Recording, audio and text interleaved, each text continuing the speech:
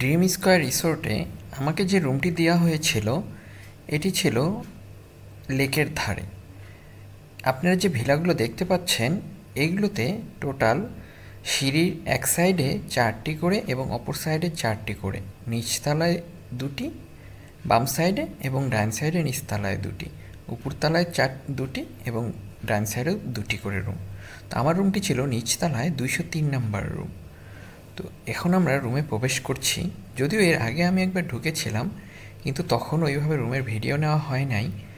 তো রুমে ঢুকতেই প্রথমেই পড়ে হচ্ছে একটি কাভার এবং পাশে জুতো রাখার জায়গা এবং তার পাশে টি ব্যাগ এবং সাথে কিছু নিচে একটি ফ্রিজও রয়েছে এবং নিচে কয়েকটি পানির বোতল, এগুলো ছিল ফ্রি।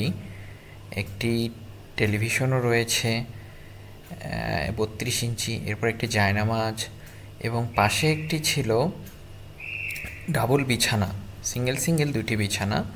এবং রুমের যদি আমরা দরজা খুলে দেখি, পর্দা সরালেই দরজা খুললেই আমরা দেখতে পাই 2টি পাশে সুন্দর বসার সিট রয়েছে। তো এখানে বসে আপনি সুন্দর মতো নিজে বা ফ্যামিলির সদস্যদের নিয়ে গল্প করতে পারেন বা চা কফি খেতে পারেন। রুমের ভিতরে রয়েছিল একটি ওয়াশরুম, সুন্দর ওয়াশরুমটি, বেশ ভালোই।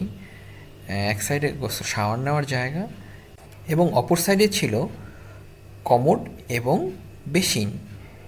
তারা অবশ্য ব্রাশ এবং টুথপেস্ট আগে থেকেই প্রোভাইড করেছিল। তো মোটামুটি ভালোই একটি রুম। বাথরুমের দরজাটি লাগিয়ে দিচ্ছি।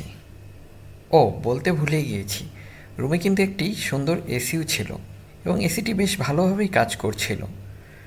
আমি যে 2 দিন ছিলাম কোনো সমস্যা করে নাই।